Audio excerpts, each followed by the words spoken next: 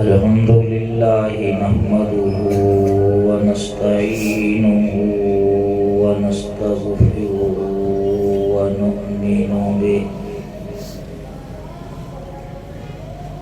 ونؤمن به ونتوكل عليه ونعوذ بالله من شرور أنفسنا ومن سيئات أعمالنا من يهده الله فلا مضل له ومن يضلله فلا هادي له ونشهد أن لا إله إلا الله وحده لا شريك له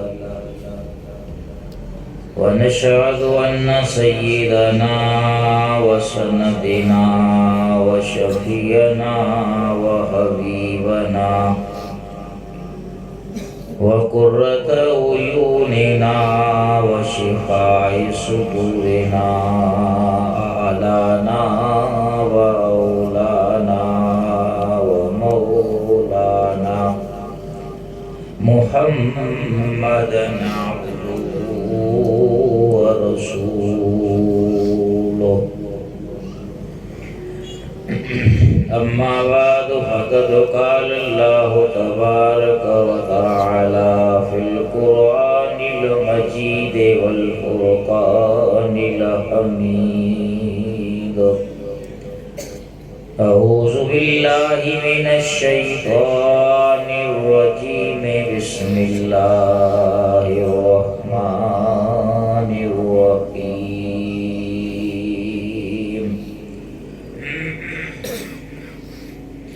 وسيجنبها الأتقى الذي يؤتي ماله يتزكى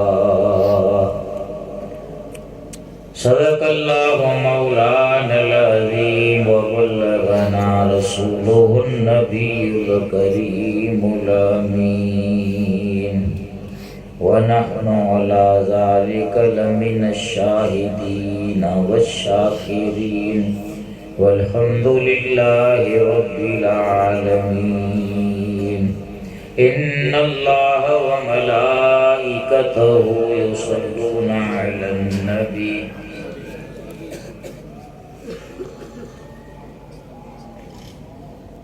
يا أيها الذين آمنوا صلوا عليه وسلموا تسليما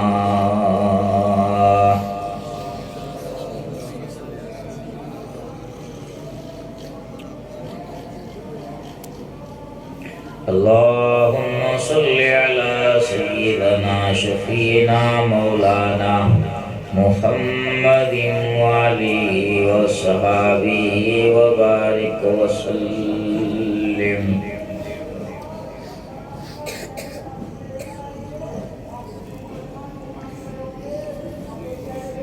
بندہ پروردگار محمد احمد نبی دوست دار چار یار مطاب اولاد علی مذہب حنفی دارم ملت حضرت خلیل زیر سایہ غوث اعظم خاک پائے ہر ولی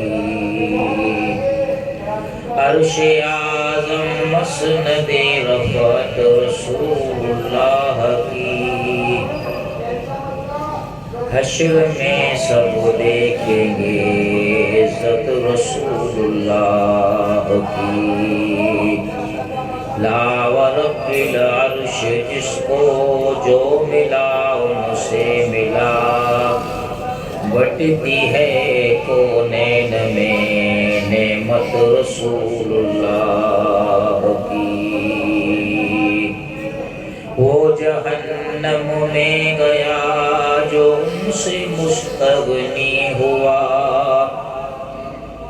ہے خلیل اللہ کو حاجت رسول اللہ کی۔ دیکھ لینا روز محشر جنت فردوس میں، سب سے پہلے جائے گی امت رسول اللہ کی۔ اے بلبلان غنچۂ گلزار احمدی، صلو علی محمد وآل محمدی۔ بلنوا سے پڑھیے صلی اللہ علیہ یا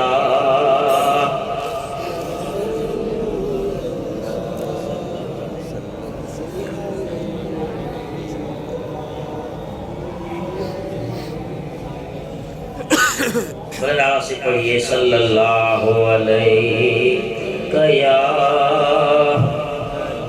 رسول اللہ۔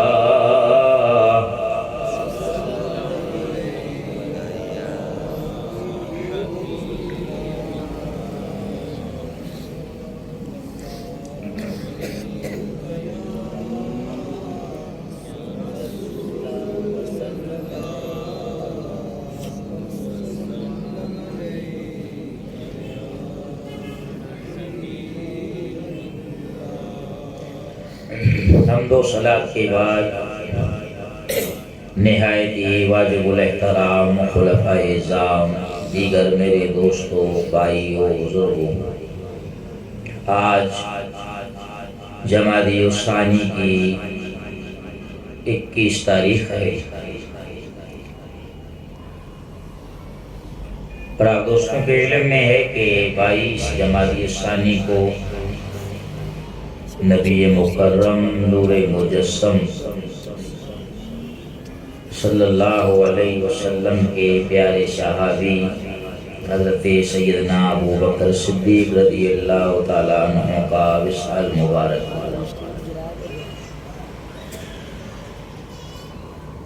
یوں تو ہر صحابی عظمت والا، شان و شوکت والا ہے۔ میرے آقا نے فرمایا اصحابی کالنجوم وبأیہم اقتدیتم اہتدیتم، میرے تمام صحابہ ستاروں کی طرح ہیں، تم جس کسی کی بھی پیروی کرو گے ہدایت پاؤ گے۔ مگر جو مقام، جو مرتبہ سیدنا صدیق اکبر رضی اللہ تعالیٰ عنہ کے حصے میں آیا، اس میں آپ تمام صحابہ سے افضل اور اعلیٰ ہیں، برتر اور بالا ہیں۔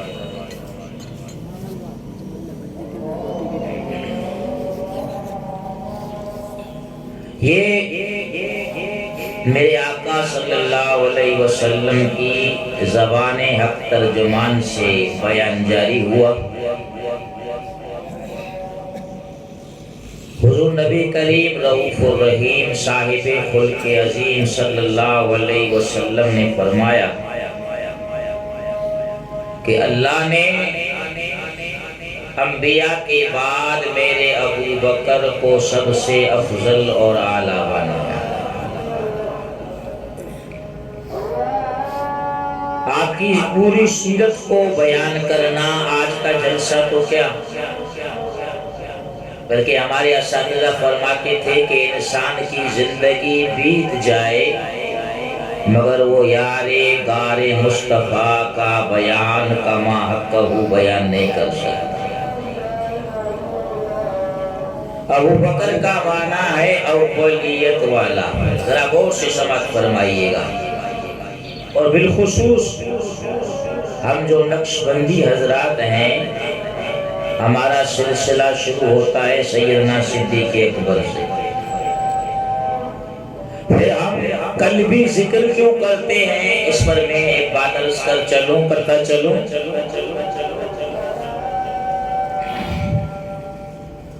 اللہ نے فرمایا الرحمن علم القرآن. سورہ رحمان شروع ہوتی ہے رحمان جس نے قرآن سکھایا. کس کو سکھایا؟ مصطفیٰ کریم کو سکھایا. کس کو سکھایا؟ مصطفیٰ کریم کو. پھر اللہ نے فرمایا یہ قرآن جو ہے وہ پورے کا پورا ہم نے مصطفیٰ کریم کے سینے پہ نازل کیا. نزل بہ الروح الامین علی قلبک لتکون من المنذرین. اور قرآن وہ ہے کہ اللہ فرماتا ہے وَلَا رَتْبٍ وَلَا يَابِسٍ إِلَّا فِي كِتَابٍ مُبِينٍ. ہر خشک و تر چیز کا ذکر ہم نے قرآن میں بیان کر دیا. کوئی ایسی چیز نہیں ہے جس کا ذکر قرآن میں نہ ہو. اور یہ سارا قرآن اللہ نے نبی مکرم صلی اللہ علیہ وسلم کو سکھا دیا. معلوم یہ ہوا کہ اللہ نے اپنے نبی کو ہر چیز کا علم بولو ہر چیز کا علم عطا فرمایا. اب مصطفیٰ کریم کیا فرما رہے ہیں؟ حضور فرماتے ہیں ما سب اللہ فی صدری سببتہ فی صدر ابی بکر. اللہ نے جو کچھ میرے سینے میں منتقل کیا وہ میں نے ابو بکر کے سینے میں منتقل کر دیا. سبحان اللہ سبحان اللہ. پہلے سرکار پر ایمان لانے والے ابو بکر صدیق ہیں. یمن میں گئے تجارتی قافلہ لے کر.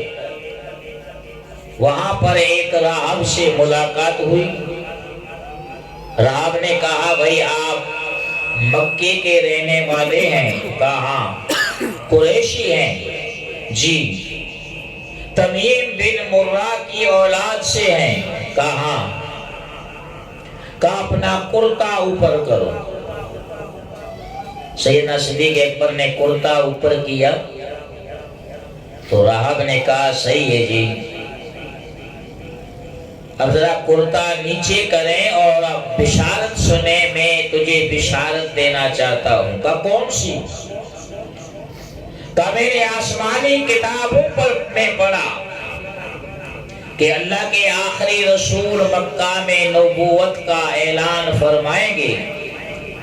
ایک ادھیڑ عمر والا شخص جس کے پیٹ پہ تل کا نشان ہوگا وہ قریشی ہوگا. تمیم بن مرہ کی اولاد سے ہوگا. وہ اللہ کے رسول پر ایمان لائیں گے اور اس قدر عشق و محبت کا مظاہرہ کریں گے کہ اللہ ان کا قیامت تک نام زندہ و جاویدہ رکھے گا. وہ تو ہی ہے جو اللہ کے رسول پر ایمان لائے گا اور اللہ اسی رسول کے صدقے تجھے عظمت اور شان عطا فرمائے گا. سیدنا صدیق اکبر فرماتے ہیں میں جب واپس آیا تو مکے میں تہلکا مچا ہوا تھا. لوگ میرے پاس آئے ابو بکر تو جانتا ہے محمد صلی اللہ علیہ وسلم نے ایک دعویٰ کیا ہے. کون سا؟ کہا وہ کہتے ہیں کہ میں اللہ کا نبی ہوں. 40 سال تک خاموش رہے ہمارے درمیان پلے بڑھے اچانک یہ دعویٰ کر دیا تو کیا کہتا ہے؟ کہ میں اس وقت تو کچھ نہیں کہتا اتنا ضرور کہوں گا کہ مصطفیٰ کریم کی زبان سے میں نے کبھی بھی جھوٹ نہیں سنا. سیدھا دوڑتے ہوئے بارگاہ رسالت مآب میں پہنچے. یا رسول اللہ سنیے بھائی ذرا غور سے آپ نے دعویٰ کیا ہے کہ میں اللہ کا نبی ہوں. کہا ہاں بے شک میں اللہ کا نبی ہوں. نبی تو میں شروع دن سے ہوں. کنت نبیم و آدم بین الماء والتین. میرے صحابہ میں اس وقت بھی نبی تھا جب آدم پانی اور مٹی کے درمیانی مرحلے میں تھے، لیکن 40 سال کے بعد اللہ نے فرمایا حبیب ہم نے تجھے جو مرتبہ مقام عطا فرمایا ہے اس کا کھل کر اظہار فرمائی۔ اس کو کہتے ہیں اعلان نبوت۔ ملنا اور ہے، اعلان کرنا اور چیز ہے۔ والد اپنے بیٹے کو کوئی چیز دیتا ہے، بیٹا اس کو سنبھالو، کسی سے بات نہیں کرنا، لیکن وقت جب آئے گا تو پھر بتا دینا۔ تو ملنا اور چیز ہے، اظہار کرنا اور چیز ہے۔ سرکار نے فرمایا ابو بکر ہاں اللہ نے مجھے حکم فرمایا ہے کہ میں تعدیث نعمت کے طور پر لوگوں کو بتاؤں کہ اللہ نے مجھے نبوت عطا فرمائی ہے، اپنا رسول بنایا ہے۔ تو حضرت ابو بکر صدیق نے کہا یا رسول اللہ ہر دعوے کی دلیل ہوتی ہے، آپ نے اتنا بڑا دعویٰ کر دیا، نبوت تو سب سے بڑا مقام مرتبہ ہوتا ہے، اللہ کا انعام ہوتا ہے، آپ کو اللہ نے نبوت عطا فرمائی ہے، اس دعوے کی دلیل کیا ہے؟ میرے آقا نے فرمایا ابو بکر میرے نبوت کے دعوے کی دلیل وہ راہب ہے جس سے تو یمن میں مل کر آیا ہے۔ سبحان اللہ۔ یہ سن کر صدیق اکبر پر ہوئی یہ گشی تاری کہ پیغمبر تو رکھتے ہیں دلوں کی بھی خبرداری۔ فوراً پڑھا لا الہ الا اللہ محمد رسول اللہ، کلمہ پڑھا ہے، حضور پر ایمان لائے ہیں۔ وہ ابو بکر ایمان لانے میں اول ہے۔ ایمان جب لے آئے تو اپنے مال کو اپنا مال نہیں سمجھا، اپنی جان کو اپنی جان نہیں سمجھا، اپنی اولاد کو اپنی اولاد نہ سمجھا، اپنی جان مال اولاد حضور پہ قربان کر کے ابو بکر نے بتا دیا کہ یا رسول اللہ جس طرح اللہ کے خلیل نے اپنی جان مال اولاد اللہ کی بارگاہ میں قربان کر دی، وہ ابراہیم رب کا خلیل تھا، میں ابو بکر آپ کا خلیل ہوں، میں بھی آپ پر اپنی جان مال اور اولاد قربان کر کے خلیل ہونے کا ثبوت دے دوں گا۔ سبحان اللہ سبحان۔ سرکار صحابہ کے درمیان تشریف فرما ہے، حضور نے فرمایا مجھے 3 چیزیں بڑی محبوب ہیں۔ کتنی چیزیں؟ بلنوا سے کہیے، خوشبو، نکاح کی عورت اور نماز میری آنکھوں کی ٹھنڈک ہے۔ کہیں ایسا نہ ہو کہ سردی میں نماز قضا ہو جائے۔ اور غلام ہیں رسول کے غلام ہیں، پھر یہ نعرہ جو ہے وہ ذرا کمزور پڑ جائے گا۔ نبی کا غلام وہ ہوتا ہے جو سردی ہے گرمی ہے لیکن نماز نہیں چھوڑتا ہے، کیونکہ نماز پڑھ کے امتی دراصل حضور کی آنکھوں کو ٹھنڈک پہنچا رہا ہوتا ہے۔ ابو بکر نے کہا یا رسول اللہ میری بھی 3 خواہشیں ہیں۔ کون سی؟ فرمایا یا رسول اللہ آپ کا چہرہ ہو، میری آنکھیں ہوں، آپ کے نورانی چہرے کو دیکھتا رہوں۔ دوسرا اللہ مجھے مال عطا فرمائے، میں آپ کے قدموں پہ قربان کرتا جاؤں۔ تیسرا اللہ مجھے جو اللہ نے عائشہ صدیقہ بیٹی دی ہے وہ آپ کے نکاح میں آ جائے، آپ میرے داماد بن جائیں، میں آپ کا سسر بن جاؤں۔ عشق کامل ہوتا ہے، محبت پکی ہوتی ہے، عقیدت راسخ ہوتی ہے، اللہ محب کی ہر ادا کو پورا کر دیتا ہے۔ صحابہ کرام نے ہجرت کی، حضرت ابو بکر حضور کی بارگاہ میں فرمانے آئے یا رسول اللہ صحابہ جا رہے ہیں مجھے بھی جانے کی اجازت دیجئے۔ ابو بکر تو صبر کر، اللہ صحابہ سے تجھے بہترین ساتھی عطا فرمائے گا۔ سبحان اللہ سبحان اللہ۔ سمجھ گئے کہ صحابہ سے بہتر حضور ہی ہو سکتے ہیں، صحابہ سے بڑھ کر کوئی عام آدمی ہو ہی نہیں سکتا۔ میرے دوستو بزرگوں، اس دن سے علماء فرماتے ہیں کہ گھر میں رات کو جاگ کر راتیں گزار رہے ہیں۔ اللہ نے اپنے حبیب سے فرمایا حبیب مکے کے لوگ بے قدرے ہیں، ناآشنا ہیں، ان کو کیا پتا آپ کون ہیں، مکے کو چھوڑ کر جائیے پھر ان کو پتا چلے گا کہ کون سی شخصیت یہاں سے چلی گئی ہے، ہم سے علیحدہ ہو گئی ہے۔ میرے دوست وہ نبی جس کی بارگاہ میں قرآن آتا ہے، جس کی بارگاہ میں جبریل آتا ہے، وہ شان والے نبی ابو بکر کے گھر پر تشریف لے جا رہے ہیں۔ دروازہ کھٹکھٹایا، فوراً دروازہ کھلا، رات کا عالم تھا، یہ ہے عشق۔ دروازہ جیسے ہی کھلا سرکار نے فرمایا ابو بکر سوئے نہیں؟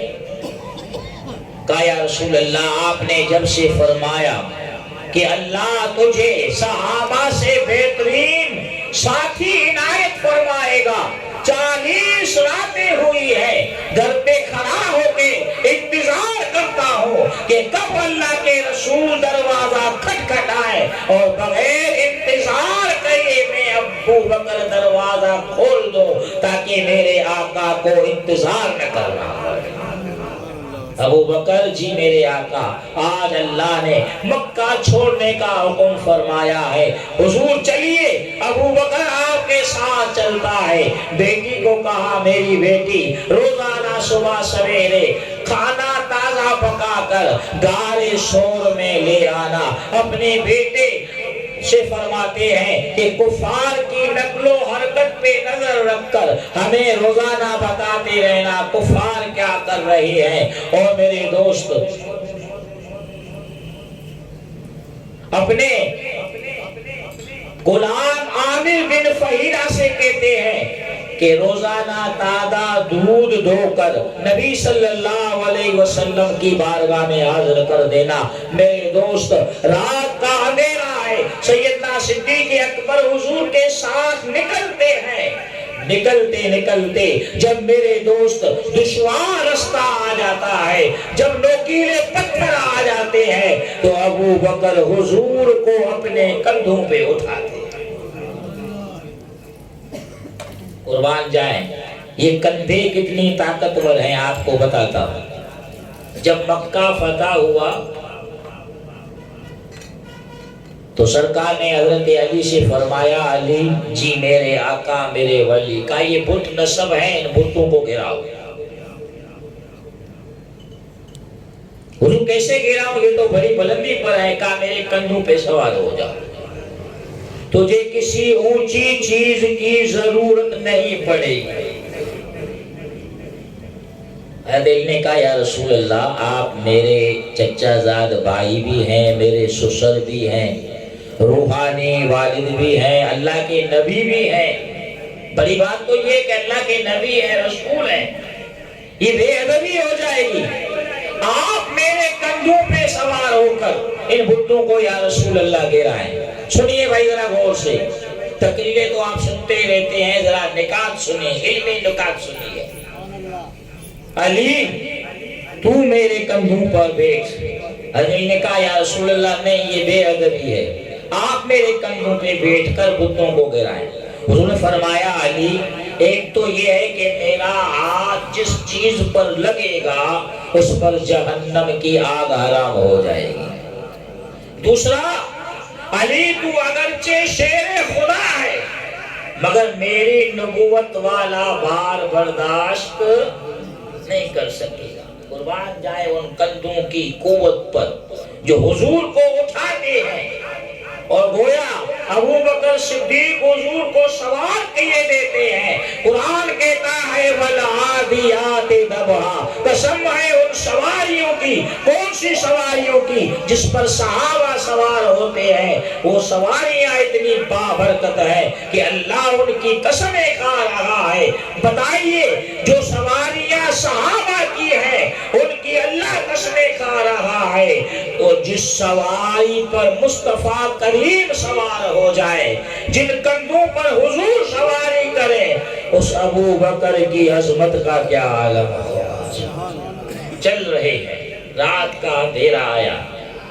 غار ثور جو جنوبی سمت کی طرف تھی اس پہ حضور کو لے کر جاتے ہیں. یا رسول اللہ اب آپ یہاں پر ٹھہریے، آپ کا یار غار اندر جاتا ہے. پہلے میرے آقا صلی اللہ علیہ وسلم کے آنے سے پہلے غار کو صاف کرتا ہے. سرکار دو عالم نے فرمایا ابو بکر غار کو صاف کرنا ہے مگر دیکھنا کوئی زہریلی چیز، موذی چیز تجھے اذیت نہ دے. کہنے لگا یا رسول اللہ آپ یہ فرما رہے ہیں مگر میرا عشق یہ کہتا ہے. عقل اور عشق کا معاملہ الگ ہوتا ہے. صبح کو بڑی سردی ہوتی ہے، پانی ٹھنڈا ہوتا ہے. عقل کہتی ہے بابا نہیں اٹھ، بڑی رضائی مزہ دے رہی ہے، سو جا پھر نماز قضا کر دینا. لیکن عشق کہتا ہے نہیں نہیں. میرا رب کہتا ہے الصلاۃ خیر من النوم، اٹھ جا، نماز نیند سے بہتر ہے. حضرت ابو بکر صدیق نے کہا حضور عشق اور عقل کا معاملہ الگ الگ ہوتا ہے. عقل کہتی ہے عقل بولے چل بازار کو. عقل کیا کہتی ہے؟ بازار کو چل. مدینے میں کچھ لوگ بازار کی طرف جاتے ہیں، ان کو باقی لوگ سمجھاتے ہیں میاں ادھر آؤ. بازار کیوں جاتے ہو؟ گنبد خضرا کا بار بار دیدار کرتے رہو، یہ موقع بار بار نہیں آیا کرتے. عقل بولے چل بازار کو، عشق بولے چل تو کوئے یار کو. عقل بولے چیز بڑی جان ہے، عقل بولے چیز بڑی جان ہے، عشق بولے یار پہ قربان ہے. سبحان اللہ. غار میں جاتے ہیں. کون سی غار؟ غار ثور. غار ثور اندر جاتے ہیں، غار کو صاف کرتے ہیں. تمام سوراخ جو ہیں ان کو بند کر دیتے ہیں. ایک سوراخ باقی رہ گیا. کوئی کپڑا نہیں ہے، پتھر نہیں ہے، لکڑی نہیں ہے. اپنے پاؤں کی ایڑی وہاں پر رکھ دیتے. ایک سانپ نے سنا تھا، وہ بھی حضرت عیسیٰ علیہ السلام کے دور سے کہ اللہ کے رسول یہاں پر آئیں گے. وہ سانپ انتظار کرتا رہا کہ اللہ کے رسول یہاں آئے اور میں ان کا نورانی مکھڑا دے کر لوں. سبحان اللہ سبحان اللہ. حضور اندر آئیے. سرکار دو عالم صلی اللہ علیہ وسلم اندر تشریف لائے. ابو بکر کی گود میں حضور آرام فرما رہے. یہ تھی پہلی خواہش جس کی تکمیل ہوئی. النظر الى وجه النبی صلی اللہ علیہ وسلم. حضور آپ کا چہرہ ہو، ابو بکر کی آنکھیں ہو، بار بار آپ کے چہرے کو دیکھتا رہوں، جی بھر کے دیکھتا رہوں، سیر ہو کے دیکھتا رہوں. پھر یہ کہوں کہ دل نبی دے نظارے کولوں رجدا ہی نہیں. اے جے ہا سونا کوئی دنیا تے آیا نہیں. دل نبی دے نظارے کولوں رجدا ہی نہیں. سونے نبی دا فرمان ساڈے لئے قربان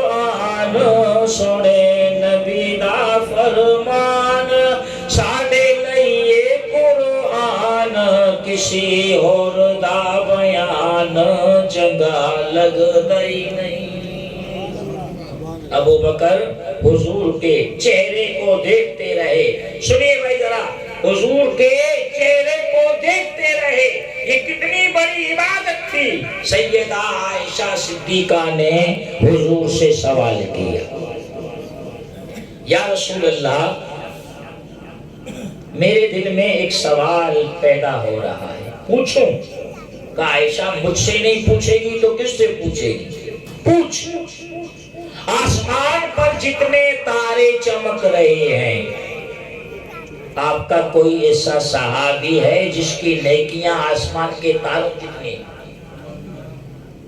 بھئی سوال سمجھ میں آ گیا؟ یہ مشکات المصابیح کی حدیث ہے، یہ علماء کرام خلفائے اعظام بیٹھے ہیں۔ مشکات المصابیح تمام مدارس میں پڑھائی جاتی ہے۔ عائشہ کا سوال کرنا یہ ہمارے لیے سبق ہے کہ آپ کا یہ عقیدہ تھا کہ آسمان پر جتنے بھی تارے چمک رہے ہیں مصطفیٰ کریم ان کی تعداد کو جانتے ہیں۔ سوال ہوا، سرکار نے یہ نہیں فرمایا عائشہ تو کمال کرتی ہے، میں کوئی تارے گنتا رہتا ہوں، نہیں، حضور نے فرمایا عائشہ ہاں، میرے ایک صحابی ہیں جن کی نیکیاں آسمان کے تاروں جتنی ہیں۔ اور یہ بھی حدیث سماعت فرمائی ہے ترمذی شریف کی، سرکار نے فرمایا ہر نبی کے 2 وزیر ہیں، میرے 4 وزیر ہیں۔ میرے کتنے وزیر ہیں؟ 4، 2 زمین پر ہیں، 2 آسمان پہ۔ آسمان پہ میرے جو 2 وزیر ہیں، ایک جبریل ہے، دوسرا میکائیل ہے، اور زمین پر میرے جو 2 وزیر ہیں، ایک ابو بکر ہے، دوسرا عمر فاروق ہے۔ بتاؤ وزیر کس کا ہوتا ہے؟ کس کا ہوتا ہے؟ بادشاہ کا۔ سبحان اللہ۔ رب فرمایا محبوبہ زمانے سارے تیرے ہیں، فرش والے عرش والے دیوانے سارے تیرے ہیں۔ اللہ نے فرمایا حبیب ہم ہیں مالک، ہم ہیں خالق، اور تجھے ہم نے کائنات کے ذرے ذرے کا مالک بنا دیا ہے۔ اس لیے میرے آقا صلی اللہ علیہ وسلم نے فرمایا ہاں عائشہ میرا صحابی ہے جس کی نیکیاں آسمان کے تاروں جتنی ہے۔ یا رسول اللہ وہ کون ہے؟ فرمایا وہ میرا عمر ہے، وہ میرا۔ سیدہ بڑی غمگین ہوئی، حضور نے فرمایا عائشہ میں دیکھ رہا ہوں عمر فاروق کا نام سن کر تو مغموم ہو گئی۔ کہ یا رسول اللہ میرا خیال تھا کہ آپ میرے والد گرامی کا نام لیں گے، ابو بکر صدیق کا نام لیں گے۔ درود شریف پڑھی اللہم صلی۔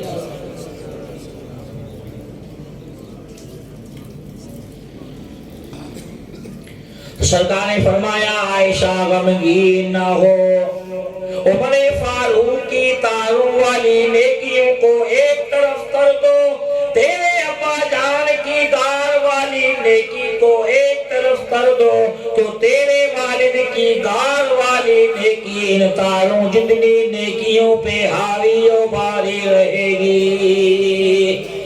بتائیے میرے دوست، عمر فاروق کی نیکیوں میں نمازیں ہیں یا نہیں ہیں؟ روزے ہیں یا نہیں ہیں؟ جہاد ہے یا نہیں ہے؟ ساری نیکیاں ہیں اتنے جلیل القدر صحابی کے نامہ اعمال میں۔ اور غارِ ثور کے اندر ابو بکر صدیق نے کیا کیا؟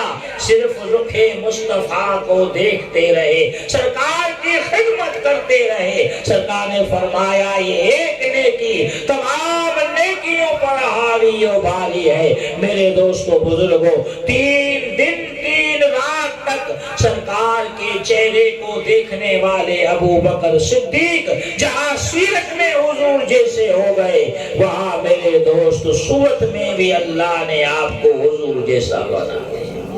3 دن کے بعد جب مدینہ پہنچے، کس جگہ پر؟ مدینہ پہنچے، کس جگہ پر؟ بلند آواز سے کہیے قبولیت کی گھڑی ہوگی تو اللہ مدینہ دکھا بھی دے گا۔ ایک عاشق نے کہا نہ جنت کی کلیوں میں دیکھا، نہ جنت کی کلیوں میں دیکھا، مزہ جو مدینے کی گلیوں میں دیکھا، نہ جنت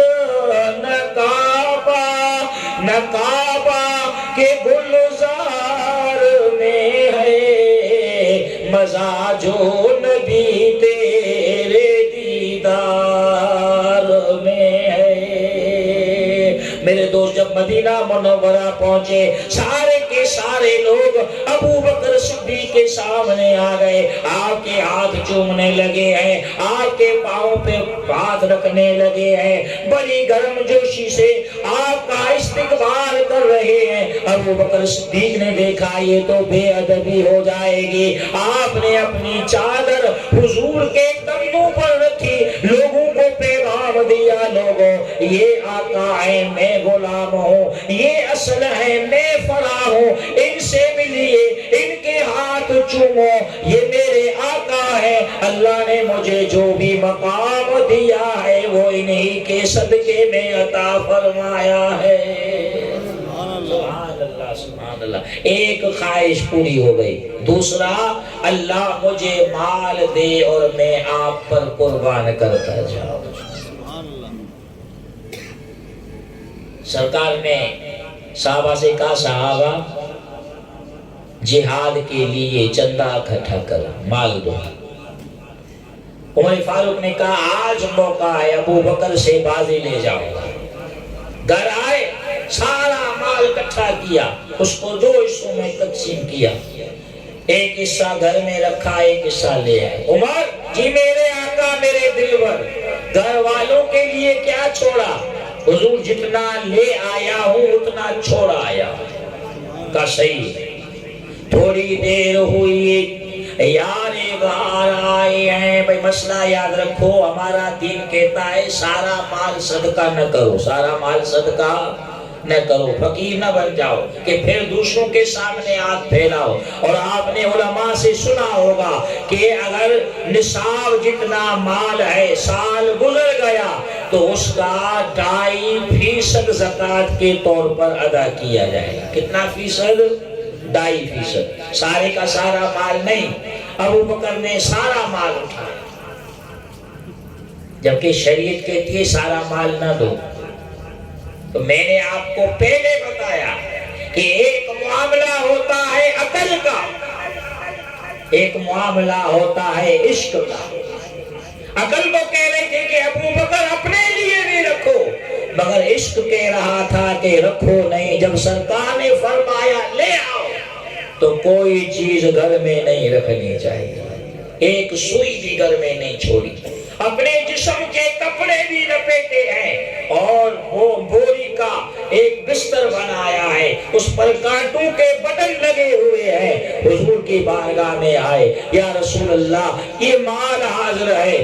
ابو بکر، یہ بھی ترمذی شریف کی حدیث ہے، ما ابقیت لأہلک یا ابا بکر۔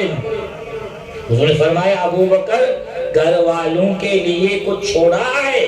کہا ابقیت لہم اللہ ورسولہ، حضور جو کچھ بھی تھا وہ لے کے آیا ہوں۔ ابو بکر گھر میں اللہ اور اس کے رسول کا نام ہی چھوڑ کے آیا۔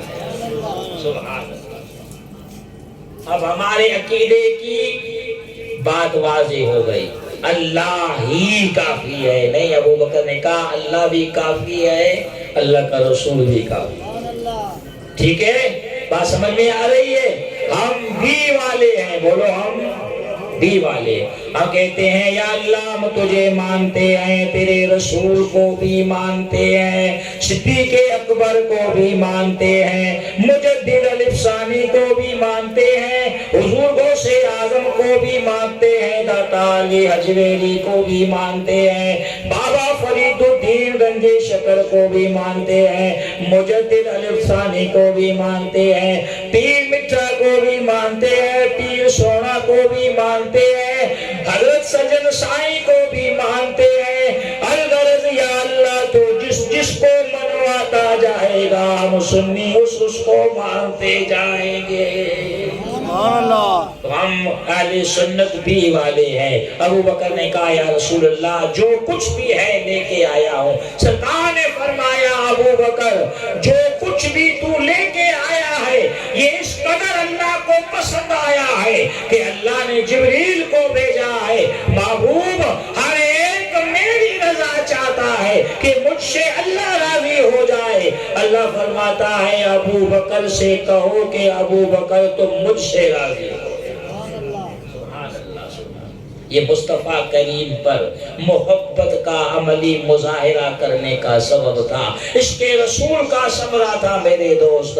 اور یہی وجہ ہے کہ سیدنا دو عالم صلی اللہ علیہ وسلم نے فرمایا ابو بکر کے مال نے جتنا مجھے نفع دیا ابو بکر کو اللہ ہی اس کا اجر عطا فرمائے گا۔ ہر کسی نے احسان کیا میں نے احسان چکا دیا، مگر ابو بکر کے احسانات اتنے ہیں کہ اس کا صلہ ابو بکر کو قیامت کے دن اللہ ہی عطا فرمائے۔ سفر میں، حضر میں، احد میں، بدر میں حضور کے ساتھ رہے۔ آخری بات عرض کر رہا ہوں مگر آج گنبد خضرا میں بھی حضور کے ساتھ۔ آپ کی پیاری بیٹی تیسری خواہش اللہ میری بیٹی کو آپ کے نکاح میں دی، اللہ نے یہ خواہش بھی پوری کر دی۔ اور یہ نکاح اللہ کے حکم سے ہوا۔ کس کے حکم سے ہوا؟ اللہ کے حکم سے۔ حضور پہلی رات جب عائشہ حمیرہ کے حجرے میں گئے آپ نے آپ کے اپنے منکوحہ کے چہرے سے جب رومال ہٹایا تو آپ نے کہا عائشہ خدا کی قسم یہ وہی تصویر ہے جو 3 رات تک جبریل ریشمی کپڑے پر مجھے دکھاتا رہا۔ اور سرکار کی بارگاہ میں جبریل کہتا رہا حضور ہذہ زوجتک فی الدنیا والآخرہ، یہ جس کی تصویر میں آپ کو دکھا رہا ہوں یہ دنیا میں بھی آپ کی اہلیہ ہوگی، قیامت کے دن بھی آپ کے نکاح میں آئے گی۔ قیامت کے دن حضور کے نکاح میں 3 عورتیں آئیں گی۔ کتنی؟ 3۔ ایک عائشہ حمیرہ، ایک فرعون کی بیوی آسیہ اور ایک حضرت عیسیٰ کی والدہ حضرت مریم۔ یہ تینوں خواتین حضور کے نکاح میں قیامت کے دن آئیں گی۔ اللہ نے آپ کی خواہش پوری کر دی۔ اور پھر میرے دوست ابو بکر صدیق جہاں سفر میں، حضر میں، احد میں، بدر میں حضور کے ساتھ رہے آج گنبد خضرا میں بھی حضور کے ساتھ آرام فرما۔ آپ نے حضرت علی کو بلایا۔ آخری بات ذرا غور سے سنیے، میری طرف توجہ فرمائیں۔ پھر مولانا صاحبان ایک حدیث بھی پڑھ کے آپ کو بتائیں گے، اس کا میں آپ کو ٹرانسلیٹ بتا دیتا ہوں کہ وہ حدیث پڑھیں گے، آپ اس کا کبھی ہو سکا تو جواب دیجئے گا۔ آپ نے حضرت علی سے کہا علی مجھے وہ ہاتھ دکھاؤ جن ہاتھوں سے تو نے رسول اللہ صلی اللہ علیہ وسلم کو غسل دیا تھا۔ حضرت علی نے ہاتھ دکھائے، فرمایا علی جب میرا وصال ہو جائے تو مجھے بھی انہی ہاتھوں سے غسل دینا، پھر مجھے کفنا کے میری نماز جنازہ پڑھ کے میرے جسم کو گنبد خضرا کے سامنے رکھ دینا، اور حضور کی بارگاہ میں عرض کرنا یا رسول اللہ یہ یار غار ہے، یار مزار بننا چاہتا ہے۔ اگر گنبد خضرا کا دروازہ کھلا تو گنبد خضرا میں دفن کر دینا، ورنہ کسی اور جگہ پہ تدفین عمل میں لائی جائے۔ حضرت علی فرماتے ہیں کہ آپ کا جب وصال ہوا ہم نے آپ کے جسم کو غسل دیا، کفن پہنایا، نماز جنازہ پڑھی اور آپ کے جسم کو گنبد خضرا کے سامنے لے آئے۔ بھائی بتاؤ یہ وصیت ہمیں کیا پیغام دیتی ہے؟ اگر ابو بکر صدیق کا عقیدہ یہ ہوتا کہ معاذ اللہ مر کے مٹی ہو گئے ہیں، تو کیا آپ حضرت علی کو یہ وصیت فرماتے؟ نہیں۔ پھر حضرت علی کا عقیدہ سامنے آ گیا، آپ نے یہ نہیں فرمایا ابو بکر تو کمال کرتا ہے، کیسی آواز دوں، کیا جواب ملے گا؟ میں نے کوئی آواز نہیں لگانی ہے، میں نے کوئی اجازت طلب نہیں کرنی ہے، نہیں۔ حضرت علی کا بھی یہ عقیدہ تھا کہ یہ یار غار ہے، حضور کی بارگاہ میں درخواست کریں گے تو حضور یار مزار بھی بنا دیں گے۔ حضرت علی کہتے ہیں ہم نے آپ کے جسم اقدس کو گنبد خضرا کے سامنے رکھ دیا، وہ گنبد خضرا جس کے سامنے عاشق جاتے ہیں تو کہتے ہیں تیری خیر ہو پیرے دارا روزے دی جالی چمولین دے، اساں ویکھنا ہی رب دا نظارہ روزے دی جالی چمولین دے۔ ہم 2017 میں عمرے کے لیے گئے تھے، نازم آباد کے ایک بزرگ تھے، انہوں نے کہا جی میں خواہش رکھتا ہوں مگر کوئی میرا دوست نہیں بن رہا، عمرہ میں جانتا نہیں ہوں، آپ چلیں گے تو آپ خود بھی عمرہ کیجئے گا مجھے بھی عمرہ کرائیے گا۔ میں نے کہا چلو بھائی دونوں چلتے ہیں۔ اللہ نے انتظامات فرما دیے اور گنبد خضرا کے مکین محمد مصطفیٰ صلی اللہ علیہ وسلم کا صدقہ، آپ کے قدموں کی خیرات کہ جب وہاں ہم پہنچے، پہلے مکہ گئے پھر مدینہ منورہ گئے، کیونکہ ہمارا عقیدہ ہے کہ مناسک حج عمرے کے ساری باتیں مکے میں ہوتی ہیں مگر ان کی قبولیت کی سند مدینہ منورہ سے ملتی ہے۔ امام بخاری نے باقاعدہ باب باندھا اور یہ حدیثیں ہیں باقاعدہ، حضور نے فرمایا منظار قبری بعد وفاتی فکأنما زارنی فی حیاتی، حضور نے فرمایا جس نے میرے وصال کے بعد میری قبر کی زیارت کی سمجھو زندگی میں میرا دیدار کر لیا۔ منظار قبری وجبت لہو شفاعتی، جس نے میری قبر کی زیارت کی گویا اس پر میری شفاعت واجب ہو گئی۔ ہم جب وہاں پر پہنچے تو وہاں پر شرطی کھڑے ہوتے ہیں، سیکورٹی والے، تو بابا جو تھا تھوڑا آگے بڑھا، اس نے کہا بابا کہاں جا رہا ہے؟ بابا نے اس کو داڑھی سے ہاتھ گھمایا، کہا بیٹا ہم لوگ دور سے آئے ہیں اور اسی آقا صلی اللہ علیہ وسلم کے روزے کو دیکھنے آئے ہیں، دیکھ تو ہم نے لیا ہے، ذرا جالی کو چومنے دے تو آپ کا بڑا شکریہ۔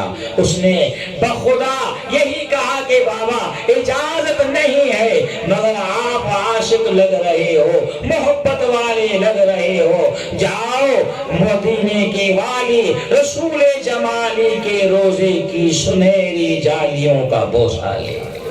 سبحان اللہ سبحان اللہ۔ تیری جالیوں کے نیچے تیری رحمتوں کے سائے، جسے دیکھنی ہو جنت وہ مدینہ دیکھ آئے۔ ٹھنڈی ہوا نے میرے گلے پہ بڑا اثر کر دیا ہے مگر ہم الحمدللہ پیچھے ہٹنے والے نہیں ہیں، گلا کھلتا جائے گا، عاشق بولتا جائے گا۔ یہ میرے آقا کی میرے دوست محبت والی محفل ہے۔ تو میں عرض کر رہا تھا، حضرت علی کہتے ہیں میں نے جب آواز دی تو گنبد خضرا کا دروازہ کھل گیا۔ کس نے کھولا؟ اندر سے جو دروازہ لاک تھا کس نے کھولا؟ پھر آپ کو ایک اور بات بتاؤں گا، بڑی محبت والی بات، اور یہ اس لیے بتا رہا ہوں کہ ہم اپنے عقیدوں کو صحیح رکھیں۔ وہ ایک جگہ ایصال ثواب کا پروگرام تھا، لوگ آج کل ہوتے نیوٹرل، کہتے ہیں یہ بھی قرآن پڑھتا ہے وہ بھی قرآن پڑھتا ہے. او بھائی یہ قرآن کیا پڑھتا ہے؟ یہ تو بدتمیزی کرتا ہے. قرآن پڑھتے ہوئے جو بدتمیزی کرے آپ اس کے قرآن کو سنیں گے. مثلا وَوَجَدَكَ ضَالًّا فَهَدَىٰ، ترجمہ کیا کرتے ہیں؟ اے نبی معاذ اللہ ہم نے تجھے گمراہ پایا. یہ ترجمہ ہے. یہ علم والا ہے، یہ تو بدتمیز ہے. یہ کیا قرآن پڑھ رہا ہے؟ صحیح صحیح نہیں ہے. وَوَجَدَكَ ضَالًّا فَهَدَىٰ اٹھائیں ترجمے. ان صاحبان علم نے جو اپنے آپ کو علم والا کہتے ہیں انہوں نے کہا نبی ہم نے تجھے گمراہ پایا. آپ بتائیں صحیح ترجمہ ہے؟ جو نبی ہدایت کے پیکر بن کے آئے، جو گمراہوں کو راستہ دکھانے آئے، ان کے بارے میں کہا جاتا ہے کہ تجھے گمراہ پایا. معاذ اللہ ایسے علم والوں کی، ایسے ترجمے والوں کی ہمیں ضرورت نہیں ہے. عقیدے سنیے، عقیدوں کو صحیح رکھیے. قیامت کے دن بے شک اعمال کام آئیں گے، مگر اعمال وہ کام آئیں گے جو صحیح عقائد والے اعمال ہوں گے، اسی پر نجات ہوگی. میرے دوستو تو میں عرض کر رہا تھا کہ کیا بات عرض کر رہا تھا بتائیے گا ذرا جی. دروازہ کھلا، اور دروازہ جب کھلا تو میرے دوست میں آپ کو عرض کر رہا، مولوی صاحب ایک بیان کر رہا تھا، مجھے انہوں نے دعوت دی. ایسے ہی کوئی ہمارا کرم فرما دوست تھا، انہوں نے کہا حضرت آپ بھی آئیے گا. میرے کہنے سے وہ صاحب پہلے کرسی پہ بیٹھ گیا، تقریر شروع کر دی. اب تقریر میں یہی بات کہہ رہا ہے کہ سیدنا ابو بکر صدیق نے حدیث پڑھ رہا تھا. میں نے ایک دوست کو کہا، میں نے کہا یار تو ماشاءاللہ بڑی اچھی نعتیں پڑھتا ہے، ناراض نہیں ہونا، یہ مولوی صاحب جو حدیث پڑھ رہا ہے اس کا جواب دو ذرا. اب جواب دو ذرا اس کا. یار دین کا علم بھی سیکھو بھائی، قرآن بھی پڑھو، ترجمہ بھی پڑھو، اپنے عقائد بھی سیکھو. یہی نبی سے، یہ بھی نبی کی محبت ہے. دشمنان گستاخان نبی کو کا کلا کما کرنا، ان کے سوالات کا جواب دینا، ہر محال پر ان کے ساتھ مقابلہ کرنا، یہی تو اصل میں عشق رسول ہوتا ہے. میں نے کہا آپ اس کا جواب دیں گے؟ کہا نہیں صحیح میں کیا جواب دوں گا. میں نے کہا یہ تو مولوی صاحب حدیث پڑھ رہا، ہمارے پاس کیا جواب ہے اس کا. پھر اگلی جمعے کو میں نے وہ ان لوگوں کو بتایا کہ بھائی یہ مولوی صاحب جو بات بتا رہا تھا ایسا نہیں ہے. ابو بکر صدیق کا عقیدہ یہ تھا کہ حضور اپنے روضہ اطہر کے اندر زندہ اور حیات ہے، اس لیے فرمایا کہ میری لاش کو، میرے جسم کو روضہ اطہر کے سامنے رکھ کر حضور سے اجازت طلب کرنا. اور ابو بکر نے کہا واللہ لا یجمع اللہ علیک موتین، میرے آقا اللہ آپ پر دو موت جمع نہیں فرمائے گا. کل نفس ذائقۃ الموت کا قانون لگا. اس کے بعد حضور اپنے روزے میں ایسے ہی زندہ اور حیات ہے جیسے امت صحابہ کے درمیان زندہ اور حیات تھے. سعید بن مسیب کہتے ہیں کہ جب واقعہ کربلا ہوا، یزید والوں نے مسجد نبوی کے اندر گھوڑے باندھے اور 40 دن تک مسجد نبوی میں اذان اور اقامت نہیں ہوئی. کتنے دن تک؟ 4 دن تک. سوری مان کہتا ہے، سید بن مسیب کہتے ہیں کہ میں حضور کے روزے پر بیٹھ کر اپنے آپ کو میں نے دیوانہ بنا دیا. یزیدی لشکر آئے بھی، انہوں نے کہا چھوڑو یہ دیوانہ آئے اس کو یہی رہنے دو. کہتا ہے میرے تو وارے نیارے ہو گئے اور میں بار بار کہتا رہا یا نبی یہ کرم ہے تمہارا، یہ جو وارے نیارے ہوئے ہیں، اس کی ضرورت نہ کوئی، جب سے منگتے تمہارے ہوئے ہیں. کھانے پینے کی کوئی ضرورت ہی مجھے نہیں پڑی. گنبد خضرا کو دیکھتا تھا، بھوک بھی مٹ جاتی تھی، پیاس بھی ختم ہو جاتی تھی. حضرت سعید بن مسیب کہتے ہیں خدا قسم جب اذان نماز کا ٹائم ہوتا تھا گنبد خضرا سے اذان کی آواز بھی سنتا تھا، اقامت کی آواز بھی سنا کرتا۔ اذان کس کے لیے ہوتی ہے؟ کس کے لیے؟ بولو نا یار، کیا مسئلہ ہے؟ نماز کے لیے، اقامت جماعت کے لیے۔ سبحان اللہ۔ یعنی حضور آج بھی اپنے روزے میں ابو بکر اور عمر کے ساتھ با جماعت نماز ادا فرماتے ہیں۔ اذان کی آواز، اقامت کی آواز میرے دوستو، یہ اس بات کی دلیل ہے کہ سرکار اپنے روزے کے اندر زندہ اور حیات ہے۔ اور میں نے پچھلے مہینے آپ کو درود شریف کی فضائل پر یہ بات بتائی تھی۔